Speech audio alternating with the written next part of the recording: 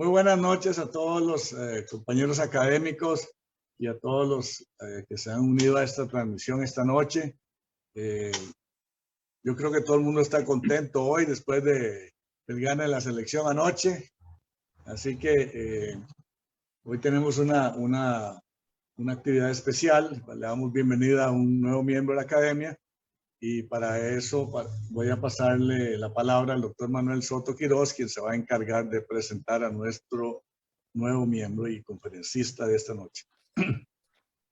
Bueno, buenas noches a todos los miembros de la academia y a toda la gente que está conectada.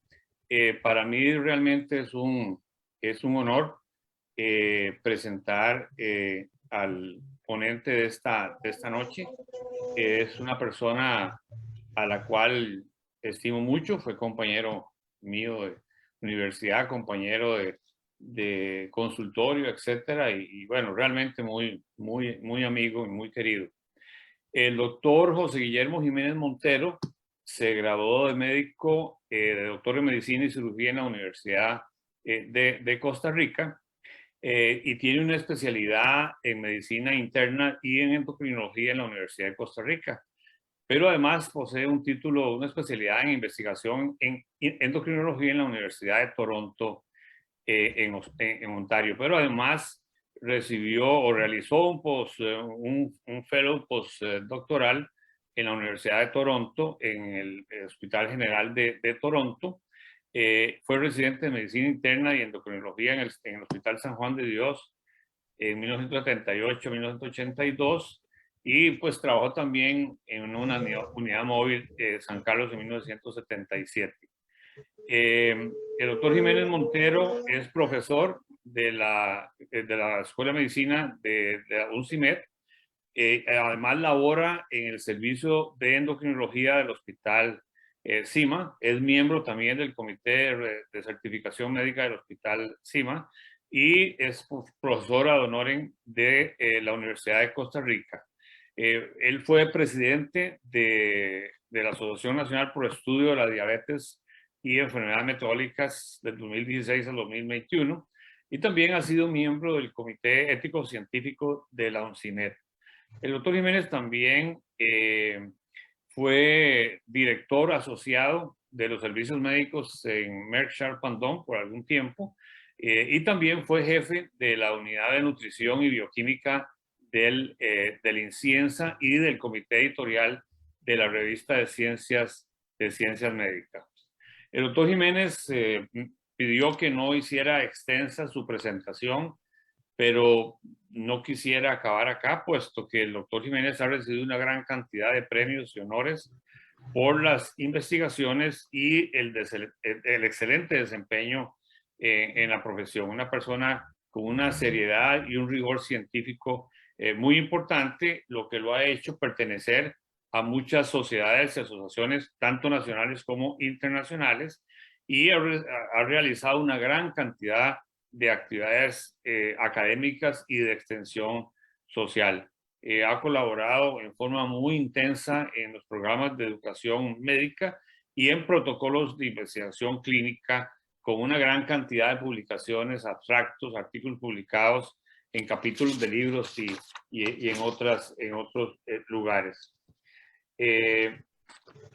Cuando se presentó al doctor Jiménez para la posibilidad de ocupar un cargo como miembro académico correspondiente de la Academia Nacional de Medicina, yo creo que por unanimidad lo aceptamos, dado su calidad humana, su calidad científica y como investigador. Así que, como requisito para la incorporación que se realizó el 24 de junio de 2021, él tiene que presentar una conferencia, y vamos a tener el agrado de escuchar la conferencia sobre diabetes mellitus en Costa Rica. Una vez que el doctor Jiménez haga su presentación, tendremos un periodo de preguntas o comentarios sobre la misma. Doctor Jiménez, usted tiene la palabra. Muchas gracias por aceptar esta presentación.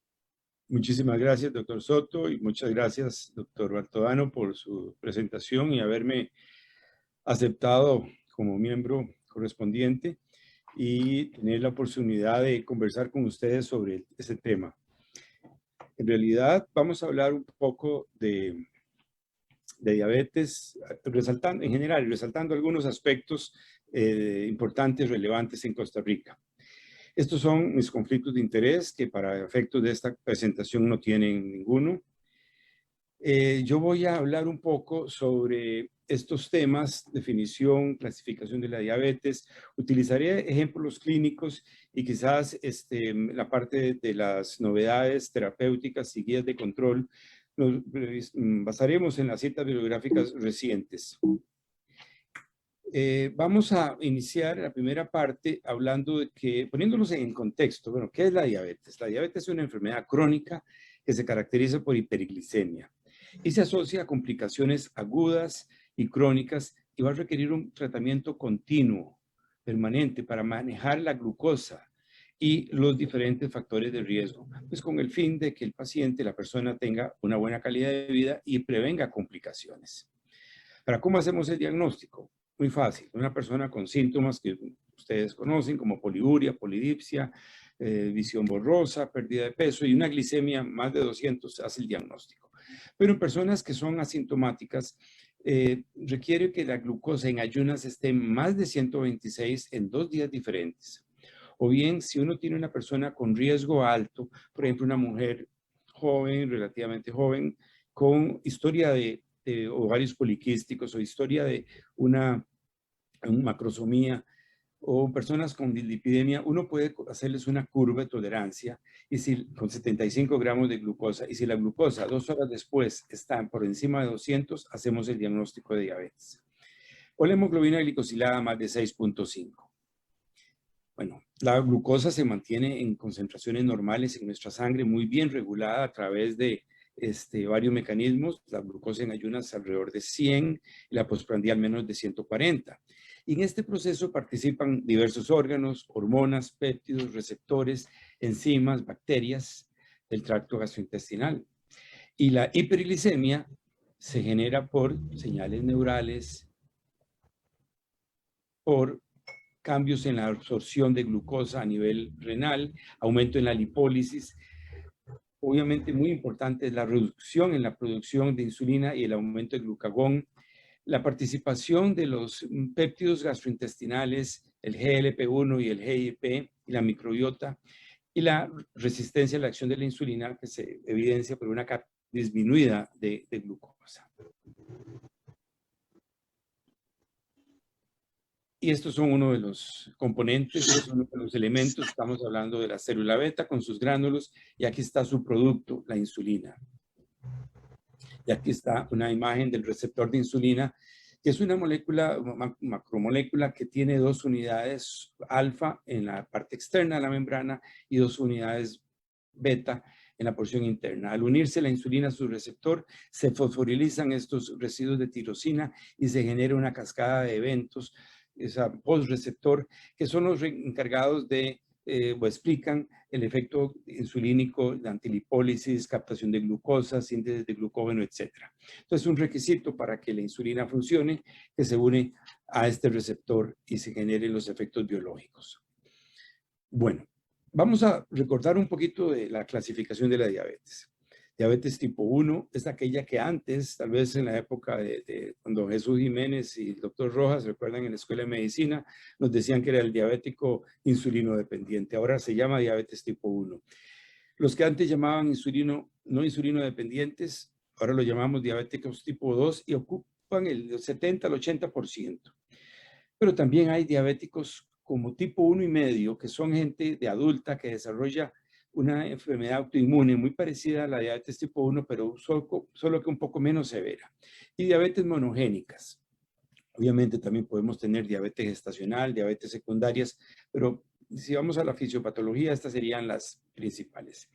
Y vamos a ponernos un ejemplo de un muchacho, hijo de una farmacéutica del Hospital de Niños, que desarrolla en septiembre un cuadro gradual de pérdida de peso, visión borrosa un mes aproximadamente, había tenido un COVID unos meses antes, unas semanas antes, y la mamá le hace una glicemia y encontramos una hiperglicemia con hemoglobina glicosilada alta, entonces lo manda a control y tiene anticuerpos anti-GAD65, que son anticuerpos anti-islotes positivos, y un péptido C muy bajo. Esto es un caso de diabetes tipo 1, donde hay destrucción autoinmune de las células beta, de los islotes de Langerhans, se generan anticuerpos dentro de los islotes, y estos pacientes hacen una hiperglicemia marcada. Los que son pediatras, muchos de ustedes son pediatras, han visto estos niños pequeños, pero también en la edad adolescente se presenta, y en los adultos también podemos tener episodios similares, con cetoacidosis como una complicación severa.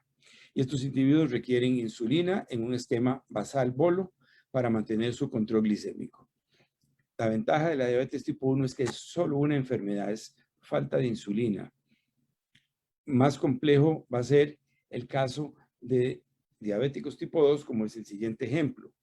El siguiente ejemplo es de un muchacho administrador que a los 22 años se casó 2 años antes y aumentó de peso. Presenta poliuria, polidipsia en un periodo un poquito más largo, es hipertenso, o sea, los síntomas se presentaron más prolongadamente, y los exámenes mostraron una hemoglobina glicosilada más de 6.5, o sea, cumple criterios como diabetes, y la glucosa en ayunas también.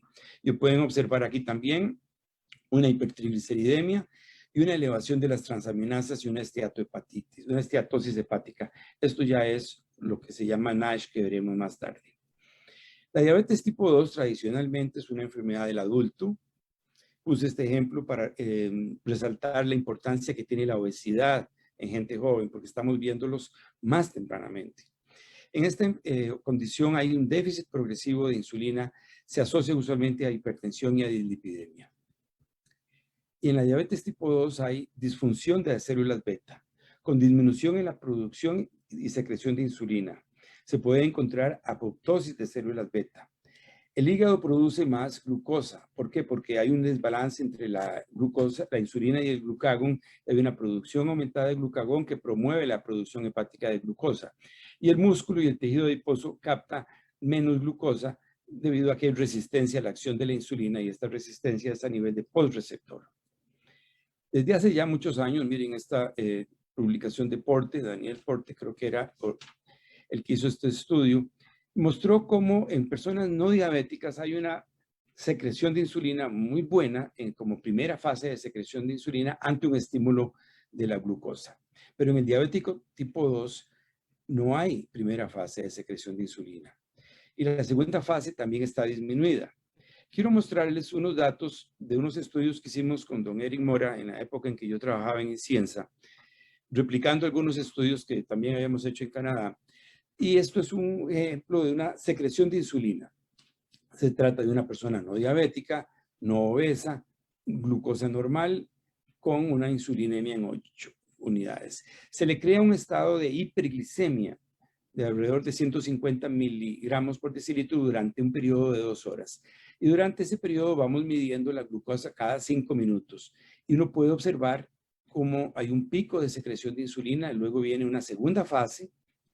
Pueden observar que de 8 subió a 60, una muy buena primera fase, y una segunda fase que es normal. ¿Qué pasa con una mujer de edad parecida, no diabética, obesa, con una glicemia alta en ayunas, pero no diabética, y con una insulinemia alta? Esta persona, al ser diabética, tiene resistencia a la acción de la insulina, y entonces tiene una insulina alta.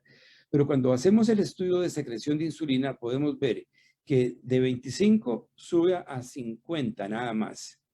Si lo comparamos con 8 a 60 aquí, lo que hay, evidentemente hay una ausencia de primera fase.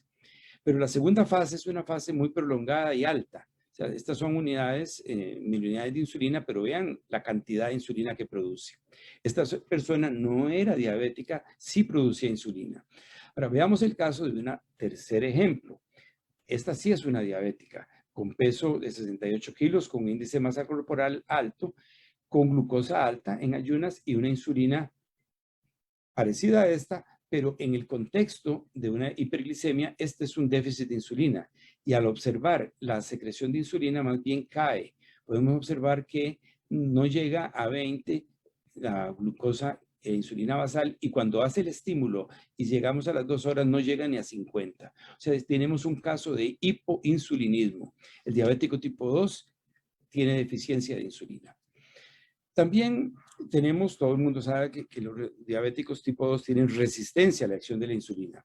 Y Ralph DeFronzo, hace muchos años, ya mostró cómo utilizando lo que llaman clamp euglicémico, las personas no diabéticas captan a través de esta clamp hiperinsulinémico euglicémico aproximadamente 7 miligramos por kilo por minuto de glucosa. En el diabético se reduce a la mitad. Y esta reducción se debe principalmente a una disminución en la captación muscular de la glucosa a nivel de la pierna, está significativamente reducida. Esto es resistencia a la acción de la insulina. Estamos hablando de 1980, 1990. En los 90 aparece la reactivación de un concepto de que el intestino tenía un papel importante en la regulación de la glucosa. Y este ejemplo aquí nos muestra cómo ante una comida que llega al estómago, se generan en el momento que hay contacto con los alimentos unas señales neurales que mandan una información al intestino delgado y grueso para que genere la liberación de GLP-1 y GIP, eso es glucagon-like peptide, y el péptido parecido al glucagon también. Estos dos hormonas o péptidos, y hay otras fracciones, tienen un impacto sobre la secreción de insulina, aumentando la secreción de insulina y disminuyen la de glucagón. Estos dos cambios inducen a mejor captación de glucosa, y en los diabéticos este efecto incretínico está deteriorado por resistencia probablemente a la acción del GLP-1. Y esta es otra manera de que se genere hiperglicemia en el paciente diabético. Algo que nos ha llamado la atención en los últimos años, los endocrinólogos del Hospital de Niños han trabajado en diabetes monogénicas, que son diabéticos que no los reconocemos muy a menudo, pero se pueden presentar en niños. Es una enfermedad de un único gen. También lo podemos ver en adultos y se llama MODY. Esta enfermedad a veces la confundimos con la diabetes tipo 2. Se trata tal vez con agentes orales y hay posibilidad de hacer análisis genéticos para identificarla. Pasemos en esta primera parte a hablar un poco de las complicaciones de la diabetes que se generan usualmente por la hiperglicemia y los diferentes factores de riesgo que tienen estas personas. Y las complicaciones macrovasculares son unas de ellas: infarto de miocardio, accidente cerebrovascular. Y el sustrato de esto es la enfermedad aterosclerótica vascular, la enfermedad aterosclerótica vascular. Los diabéticos tienen mayor riesgo de desarrollar enfermedad coronaria con infartos silentes, insuficiencia cardíaca, enfermedad vascular periférica y cerebrovascular. Y la génesis de todo esto es la arteria, el endotelio. Hay una disfunción endotelial, proceso inflamatorio que eventualmente termina en aterotrombosis. Y todo esto tiene relación con la elevación de las lipoproteínas aterogénicas como la LDL, la VLDL, la hipertensión arterial, el control glicémico, la hiperglicemia per se tiene su impacto, y la lipólisis del tejido graso abdominal juega un papel también importante en este proceso. Y esto es para recordar un poquito cómo veríamos un perfil lipídico en un diabético tipo 2 o un diabético tipo 1 mal controlado. Acumulación de partículas de VLDL, acumulación de LDL pequeña y densa. Y ambas, este tipo de partículas, LDL pequeñas y densas, VLDL, penetran la pared arterial y dentro de la pared arterial sufren modificaciones que son identificadas como cuerpos extraños. Entonces vienen los monocitos, las captan, las engolfan y forman las células espumosas, las cuales eventualmente van a formar parte de la estría lipídica y una aterosclerosis. La hiperglicemia, a través de una serie de pasos, producen inflamación, estrés oxidativo, y todo esto contribuye al desarrollo de disfunción endotelial. La vitamina D también es un componente que está frecuentemente disminuido en el diabético y en el obeso e induce inflamación y estrés oxidativo. O sea que la hiperglicemia, la deficiencia de vitamina D, la LDL pequeña y densa, todos contribuyen al desarrollo de todas estas pasos fisiopatológicos que tienen impacto sobre la matriz endotelial y contribuyen al desarrollo de eventos cardiovasculares en el diabético. Esto es la historia de este señor, un empresario de 72 años que tuvo una diabetes por muchos años. La glucosa no se la controlaba bien y precisamente por eso la doctora Chávez nos lo refirió hace unos meses para controlar la glicemia. Pero observen que este paciente tuvo un infarto 5 años antes y está muy bien tratado con agentes bloqueadores de la angiotensina, estatinas, antiagregantes, pero tiene poco apego al tratamiento dietético y su hemoglobina glicosilada es 10. Tiene un buen perfil de lípidos y la molestia principal es la parestesia. Esto es neuropatía periférica, neuropatía diabética, fatiga y disnea de esfuerzos. ¿Qué será eso? Bueno, aquí está, y si el doctor Gutiérrez estuviera ahí, estaría pidiendo hacerle una arteriografía. Este paciente tiene una hipoquinesia difusa severa, una fracción de eyección conservada, pero que tiene un 3 electrocardiograma de estrés positivo. El paciente no ha querido hacerse la arteriografía. Esto es la historia de una enfermedad coronaria importante. Pero hay complicaciones microvasculares, retinopatía, nefropatía, neuropatía, también asociadas a la hiperglicemia y a otros factores de riesgo. Así vemos, o ven los colegas oftalmólogos los ojos, el fondo de ojo, así terminan los riñones y así termina el pie diabético de estos individuos. Quiero dedicarle un poquitito a esto. Este es el órgano que es susceptible a los embates de la glucosa, de la presión arterial, y en el diabético hay que cuidarlo mucho porque es la primera causa de nefropatía que hay en el mundo. Se estima cerca de 660 millones de personas con diabetes y enfermedad renal crónica. Y cuando se analiza la mortalidad, la excreción urinaria de la mortalidad por enfermedad cardiovascular está muy relacionada con la excreción urinaria de proteínas. Hay una relación directa e inversa con el aclaramiento renal. Entonces, esto es uno de los problemas más importantes que tenemos en la actualidad como complicación de la diabetes. Pero ahí no se quedan las complicaciones de la diabetes. Esto lo estamos viendo ahora con mucha frecuencia. Don Carlos es un diabético controlado. Lo que pasa es que no deja de tomar sus traguitos y tiene una dieta inadecuada y no baja de peso. En el año 19 hace una prostatitis aguda y entonces dentro de la evaluación aparece que tiene una esteatosis hepática 2 y la doctora Matamoros nos hace un fibroscan que aparece fibrosis severa. Y como había que operarlo, el doctor Guillermo Suárez lo opera y encuentra esto. Esto no es la lengua, mire, esto es una vista del diafragma en un estudio laparoscópico. Y aquí está la biopsia. Cirrosis hepática en una persona que está funcional. Estamos viendo eso con regularidad. Hoy de hecho vi 2 pacientes con hepatopatía crónica en diabéticos. El hígado metabólico sería tal vez el término más apropiado. Es el hígado graso, que presenta un espectro que va desde esteatosis hasta fibrosis, cirrosis, enfermedad hepática terminal y algunos terminan con hepatocarcinoma. Eso sería la evolución. ¿Cuáles son los que van a desarrollar esto? No tenemos claridad, pero a veces se ven familias con esta susceptibilidad. Y los factores que tienen que ver con el desarrollo de hígado graso es el aumento de la lipólisis del tejido adiposo que incrementa la entrada de ácidos grasos al hígado, la síntesis de lípidos de novo de intrahepático debido al hiperinsulinismo y a la resistencia a la insulina. Y eventualmente estos pacientes, como dice el doctor Patiño, lo tenemos nosotros, pero se les mueren a los nefrólogos y a los cardiólogos porque les llegan primero con esas complicaciones.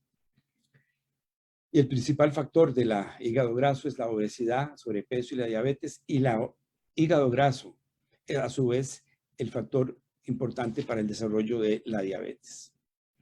Pero no nos quedamos ahí. Sarcopenia, fracturas osteoporóticas, enfermedad periodontal, deterioro cognitivo y efectos adversos del tratamiento, a lo cual posteriormente nos vamos a referir. Pero quiero resaltar este tema, enfermedad periodontal. Hay un estudio muy interesante de la Universidad de Costa Rica de odontólogos donde muestran la alta prevalencia de enfermedad periodontal y la relación que tiene con el control de la diabetes. Hasta el momento hemos hablado de que la diabetes es una enfermedad heterogénea que se caracteriza por hiperglicemia, se asocia a muchas complicaciones agudas y crónicas y tenemos que tratarla, y si la tratamos bien, se evitan esas complicaciones. Y entonces vamos a buscar el control de la hiperglicemia.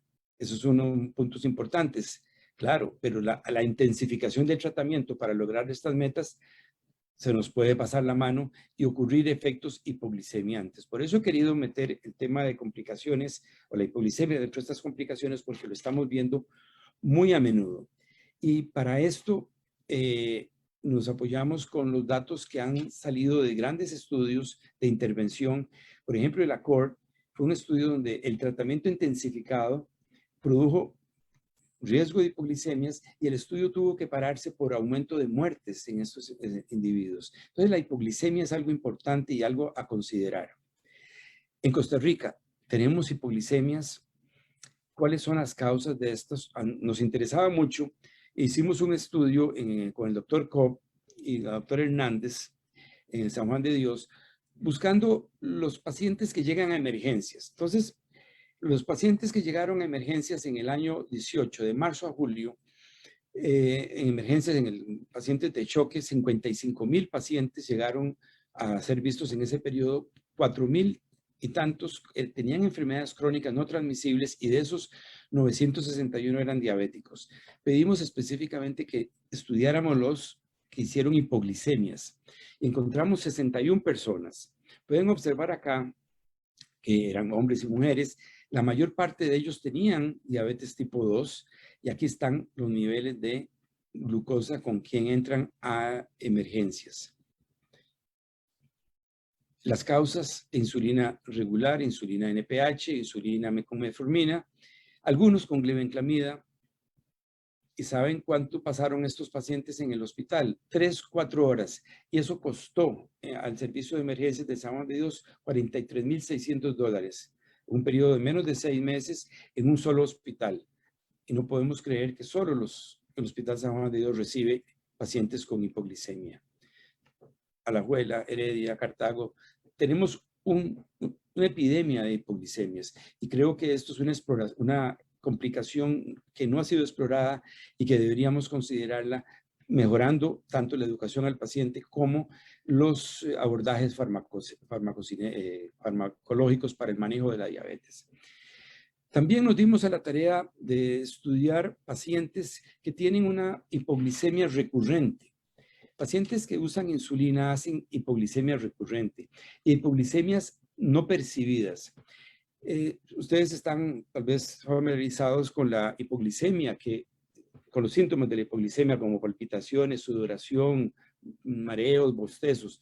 Bueno, no, estos pacientes que fueron mayores de 70 años, la mayor parte de ellos tenían hipoglicemias no percibidas. ¿Qué es esta hipoglicemia no percibida? Gente que se despierta en la noche y le pega a su cónyuge, personas que no se despiertan bien, con dolor de cabeza, que tienen que ir a la Alajuela y se encontraron en Punta Arenas perdidos, o que tienen sensaciones de que van en un bus y cantan. O sea, conductas completamente aberrantes y hay que reconocerlas. Uno de los últimos casos la vio un paciente, la vio un psiquiatra en la bíblica durante 1 hora hasta que se le ocurrió hacer una glicemia. La señora estaba conversando con él y tenía glucosa en 27. Y todas estas complicaciones de la hipoglicemia se relacionan con un aumento de peso, con caídas, fracturas, accidentes, convulsiones, deterioro cognitivo, depresión, arritmias y muerte cardiovascular, que esto se ha visto, con cambios en el segmento ST. Y obviamente los costos por la atención son elevados. Por eso, la hipoglicemia es más que palpitaciones, temblores y sudoración. Bueno, vamos a tal vez pasar a una parte un poco más, interesante, que no sé, yo lo veo la parte epidemiológica algo interesante, y la Federación Internacional de Diabetes nos muestra estos datos.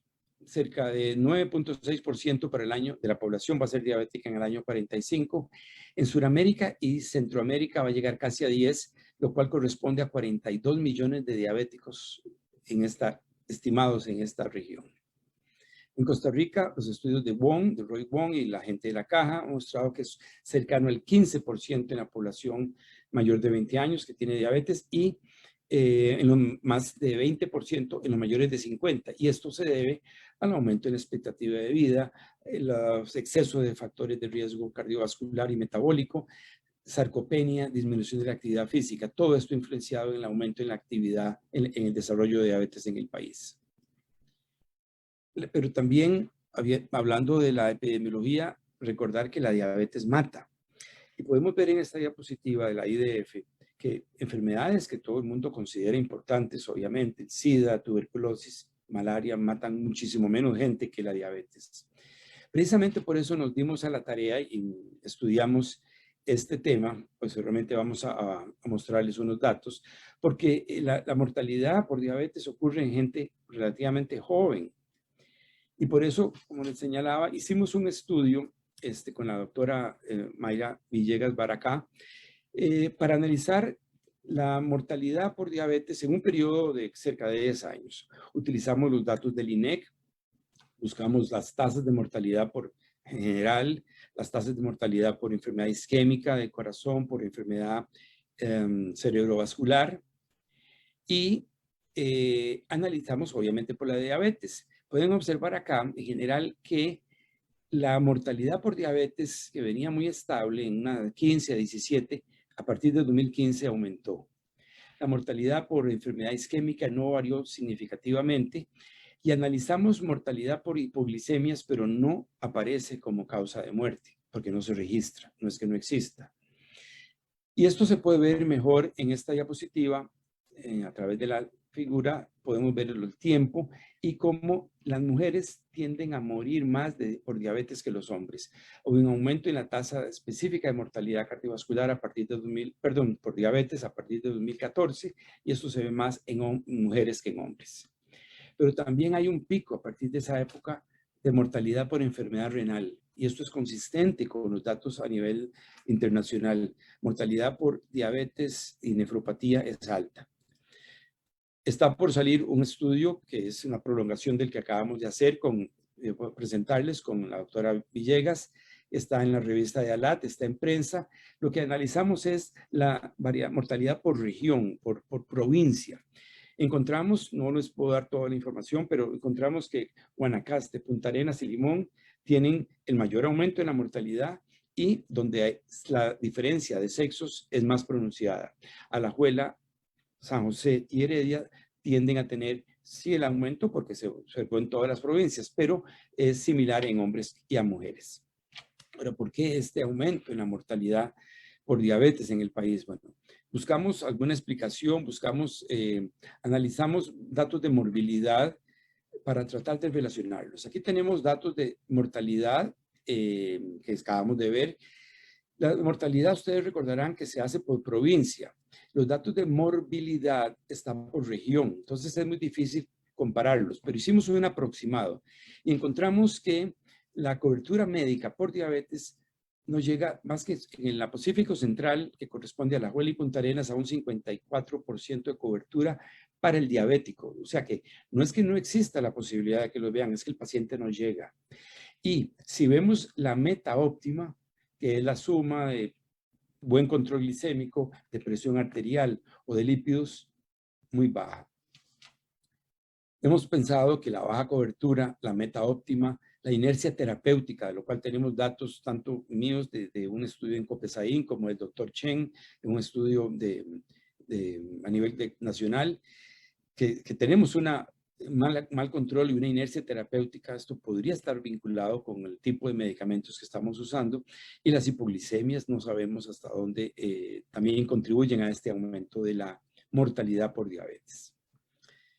Bueno, vamos a ver que entremos ahorita a prevención de las complicaciones por diabetes.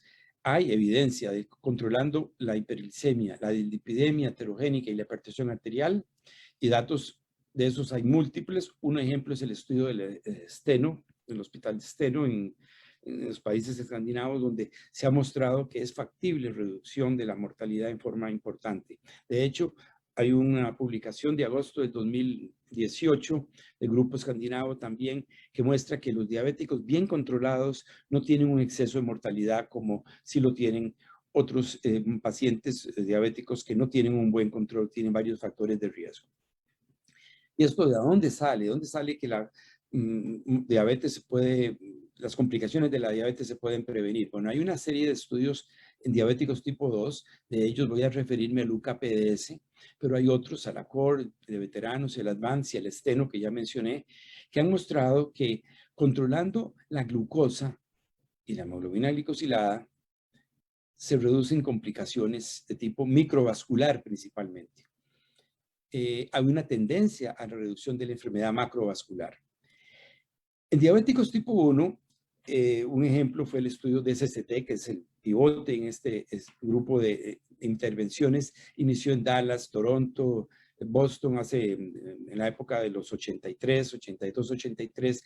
El control intensificado con insulina en el diabético tipo 1 redujo complicaciones microvasculares, o sea, la retinopatía, la nefropatía, la neuropatía en forma importante. Tanto en el estudio de UKPDS como el de SST, posteriormente se siguieron los pacientes 10 años después y lo que encontraron fue, los investigadores encontraron que aquellos que habían tenido control intensificado tenían beneficio duradero, permanente, lo cual llegaba a elaborarse el concepto de un legado metabólico o memoria metabólica. En otras palabras, si tratamos a los pacientes bien desde el principio, les va a ir bien más tarde en su vida.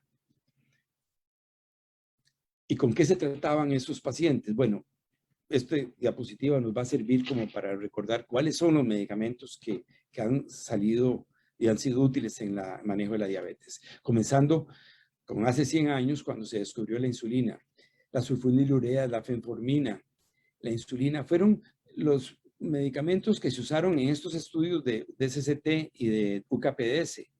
Pero a partir de los 90 aparecen una serie de nuevos estudios que han venido a revolucionar el manejo de la diabetes.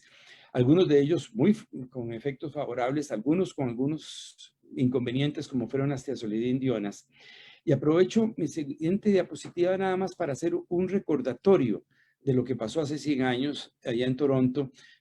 Recordar Banting, Best, McLeod, McCauley, que le purificaron insulina de perros y le dieron a don Leonard Thompson, que vivió varios años más después de estar en caquético.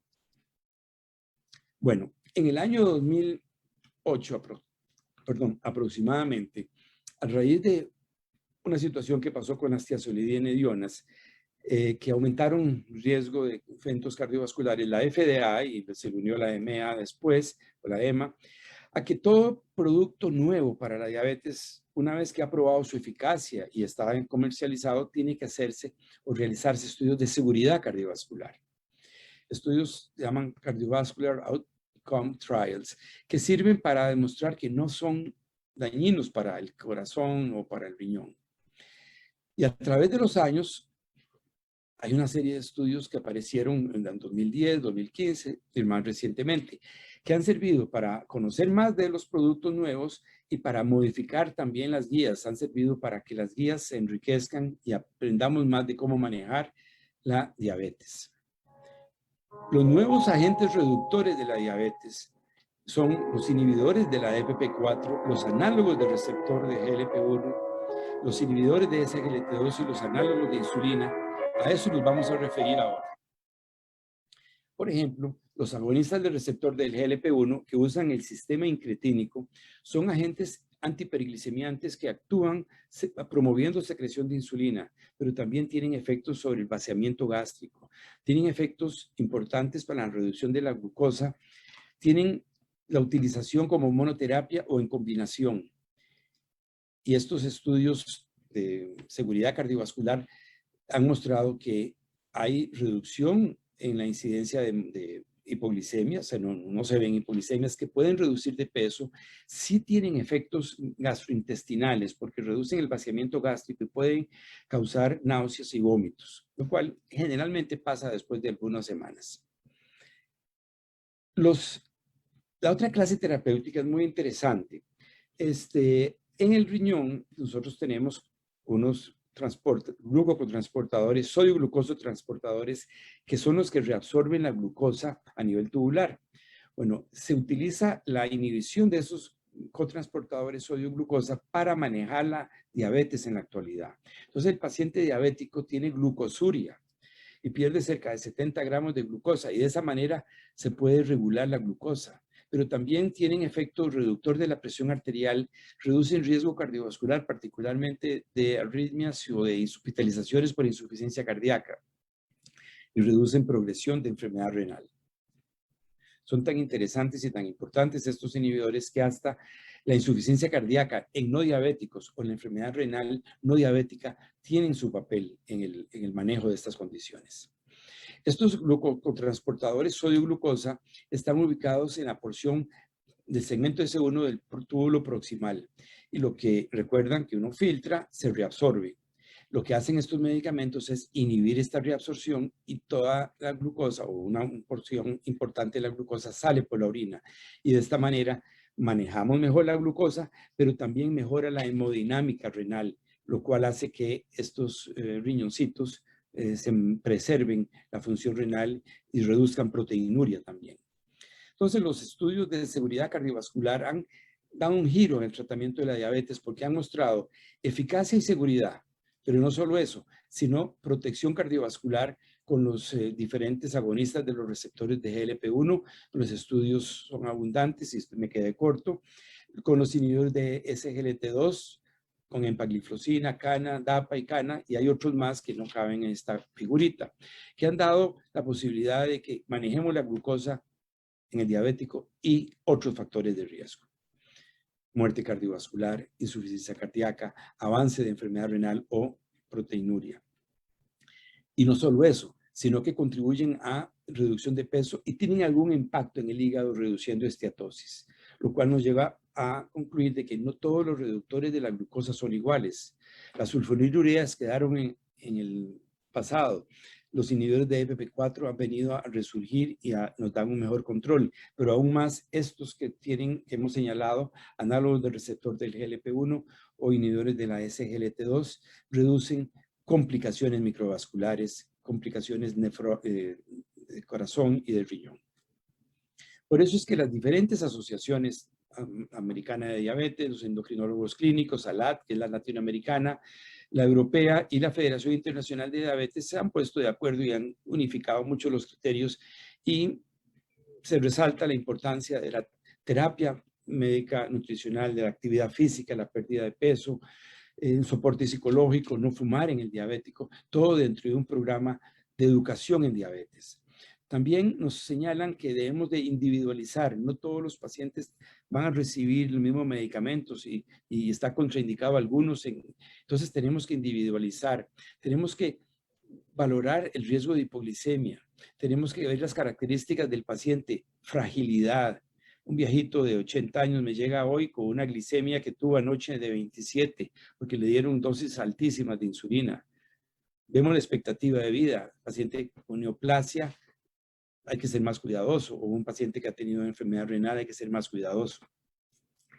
El abordaje de las guías, y estoy tomando la de las europeas con las americanas, debe iniciar con una evaluación del riesgo cardiovascular para poder, entonces, nosotros utilizar medicamentos que tengan beneficio cardiovascular y estos, si detectamos enfermedad cardiovascular, sería muy recomendado utilizar alguno de estos agentes solos o en combinación para poder reducir el riesgo cardiovascular. Apartándonos un poquito del control glicémico, no podemos olvidarnos de que el diabético tiene un colesterol que es muy tóxico para el endotelio y las metas pueden llegar a ser hasta de 55 o menos. Y para eso tenemos estatinas, inhibidores de PCSK9, que son nuevos agentes que no tenemos desafortunadamente en el país. Volvamos al riñón. La hipertensión y la glicemia alta causan una alteración hemodinámica intraglomerular. Por eso es que tenemos que buscarle un control glicémico adecuado, uso de inhibidores de la ECA o ARA2. Los inhibidores de la SGLT2 vienen ahorita y se ponen dentro de las estrategias para mejorar el perfil renal del paciente. Los agonistas del receptor también han mostrado reducción de la proteinuria con metas de presión muy agresivas. Pero aún así, puede haber progreso de insuficiencia renal con proteinuria. La nefropatía diabética a veces es difícil de detener y esto se asocia a complicaciones macrovasculares. Bueno, pero ¿qué tenemos en el horizonte para estas personas? Bueno, vamos a tener un bloqueador selectivo, no esteroideo de los receptores de mineralocorticoides. Estas dos publicaciones del año pasado o antepasado son muy prometedoras porque la finerenone es un producto muy específico para proteger enfermedad renal en el diabético particularmente. Lo tendremos el año entrante en el país. No podemos dejar de pensar en que hay algunos pacientes diabéticos se requieren anticoagulantes o antiagregantes plaquetarios. Las inmunizaciones son clave en el diabético para prevenir infecciones, pero también hemos hablado mucho de los beneficios, pero también tenemos que considerar efectos adversos de los medicamentos nuevos, aunque sean muy seguros. Los análogos de insulina son muchísimo más seguros que la insulina humana, como la NPH y la cristalina, y nuestros pacientes preferimos usar esos, pero aumentan el riesgo de hipoglicemia y de peso. Los inhibidores del receptor de GLP-1 o los análogos del receptor de GLP-1, náuseas y vómitos, problemas digestivos. Los inhibidores de la SGLT2, que son muy buenos, pero pueden tener infecciones geniturinarias. ¿Por qué? Porque le dan de comer a la cándida, botan azúcar y entonces la región geniturinaria se ve infectada. En pacientes agentes hipotensores puede promover hipotensión arterial y la cetoacidosis diabética. De hecho, los inhibidores de la SGLT2 no están todavía recomendados en Norteamérica y aquí en Costa Rica no es para el diabético tipo 1. En Europa sí están indicados, pero hay que usarlos con mucha precaución por la posibilidad de desarrollar cetoacidosis diabética. Es una complicación seria, no es tan frecuente, pero yo creo que es que no la hemos buscado suficiente. Y en Costa Rica hemos encontrado, ya en el año 2019, un paciente que tenía una diabetes tipo 1 y que alguien pensó que era diabetes tipo 2 y comenzó a retirarle la insulina y le dejó empagliflozina y desarrolló una cetoacidosis diabética. O sea, disminución del aporte de glucosa, infecciones, ingesta de licor, son factores que favorecen el desarrollo de la cetoacidosis diabética. Y esta es otra publicación que hicimos con el grupo de endocrinos, o algunos del hospital de Centroamérica, para mostrar que sí, hemos tenido cetoacidosis diabética en estos pacientes. ¿Qué pasa con el paciente hospitalizado y diabético? Mayores complicaciones crónicas, mayor estancia hospitalaria, mayor procedimiento, más infecciones, más costo. Estancia hospitalaria en el diabético muchas veces es el doble del no diabético. No puedo dejar de mencionar por lo menos algo del COVID, no puedo desarrollar todo el concepto porque hay muchísima información, pero ustedes bien saben que la edad avanzada, ser hombre, la enfermedad cardiovascular, obesidad y diabetes son factores de riesgo para un COVID severo o muerte. La diabetes, sus complicaciones y la hiperglicemia per se son determinantes en la severidad. Y el control glicémico se asocia con una mejor respuesta clínica. Ahora, el paciente diabético en cuidado intensivo, donde hay que hacerle infusiones de insulina endovenosa, nos limita mucho el manejo. Eso representa un reto para el intensivista, el médico que está atendiendo a estos pacientes. Y algo que estamos viendo es el paciente diabético post-COVID, o sea, el paciente que no era diabético y que hace una diabetes posterior. Esto estamos viéndolo como síndrome del post-COVID y es algo que demerita estudiarse. Otros aspectos de interés en diabetes, que esto le estoy dando como un barniz general, pero para que veamos que es un panorama muy complejo. El paciente que tiene riesgo de desarrollar diabetes, lo podemos prevenir la diabetes. ¿Cómo? Bajando peso con actividad física y pérdida de peso con alimentación. ¿Tenemos posibilidad de regresar a la diabetes? Sí, el diabético tipo 2, ya sea con dieta o con cirugía bariátrica. Aquí hay una publicación del doctor Chen y la doctora Alfaro de un paciente del grupo del Hospital San Juan de Dios. ¿Son eficientes los procedimientos? Sí. También tenemos que tener presente que hay en el panorama, en el horizonte de la diabetes, nuevos métodos de monitoreo, terapia de precisión, y ahora voy a mencionar un poquitito sobre eso, y nuevas vías de administración. monitoreo de la glucosa. Todos están familiarizados con esto, pero también tenemos ahora disponibilidad de lo que se llama el monitoreo continuo de glucosa. Un aparatito que se inserta en el tejido subcutáneo y nos permite leer la glucosa. Este monitoreo continuo de glucosa a través de esos sensores me permite, que se colocan en el espacio intersticial, que permite monitorizar la glucosa durante 24 horas hasta por 14 días. Y nos permite ver las fluctuaciones, o sea, la variabilidad glucémica, los picos y los bajonazos de azúcar. Y podemos determinar el tiempo en rango. Uno puede definir que necesitamos tenerlo entre 70 y 180, 80 y 160. Y el tiempo en rango sería aquellos que tienen más del 70% de los valores. Y esto es una de las figuras que dan estos equipos. Nos dice aquí el 43% estaba por encima de 180. Lo ideal es tener mucho menos que esto. Nos da la variabilidad glicémica. Entonces son herramientas que contamos para el diabético tipo 1 fundamentalmente, pero el diabético tipo 2 que usa insulina también es una herramienta. Hay que bajarle costos para usar este tipo de instrumentos. Ya para ir finalizando, recordar esta publicación de Skyler y Julio Rosenstock. Ustedes recuerdan a Julio, grabado de por acá, que trabaja en Dallas. Publican las novedades que hay en un futuro, activadores de la glucoquinasa, moléculas que son agonistas de GLP-1 y GIP duales, agonistas del receptor de glucagón para prevenir hiperglicemia en ayunas, sensibilizadores a la insulina. También aparatos sofisticados para infusión de insulina. Ya para no cansar más, nada más ir terminando, recordando que la diabetes tiene dos componentes importantes. Disminuye la sensibilidad a la insulina, disminuye la secreción de insulina, tenemos problemas en las incretinas, tenemos efectos de diferente índole fisiológicos, pero el diabético, la persona con diabetes es un mundo.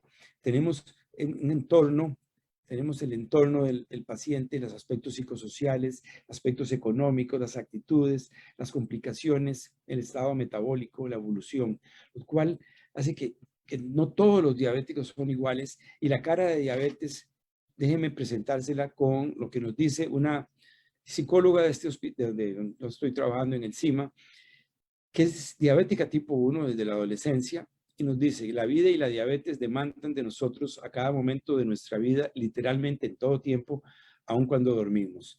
Esta demanda puede llegar a ser abrumadora y dificultar la relación con nuestra condición y nuestro equipo. Validar nuestras emociones, consultar acerca de nuestro bienestar integral es algo tan simple como cómo has estado, que puede hacer toda la diferencia.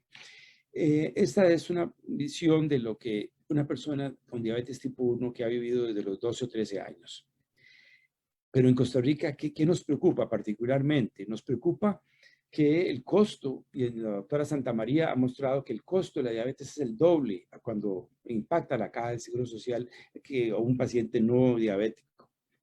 Nos interesa saber qué está pasando con estos factores de riesgo que han aumentado la prevalencia de diabetes en el país, cómo están nuestros aborígenes. Recuerden que los indios Pima en Arizona desarrollaron diabetes y obesidad. Aquí tenemos genética posiblemente parecida. ¿Será que cuando se occidentalicen, llamémosle así, van a tener más riesgo de diabetes? Nos preocupa que la mortalidad ha aumentado particularmente en mujeres y en la enfermedad renal. Que desde hace algunos años no hay un programa formal de educación en diabetes. Hay centros donde se da educación, hay enfermeras pero en general no hay un programa como cuando el doctor Eric Mora y el doctor Carlos Arguedas tenían, y el doctor Prado tenían un programa nacional. Tenemos poca investigación y poca visibilidad de la diabetes. Y quisiera terminar con estas palabras que hizo don Eric en un acta médica. Es fácil concluir que en nuestro país la diabetes es un serio problema de salud, el cual debe ser resuelto mediante la aplicación permanente de programas de prevención y educación diseñados y ejecutados por los principales organismos responsables. A descanse, don Eric.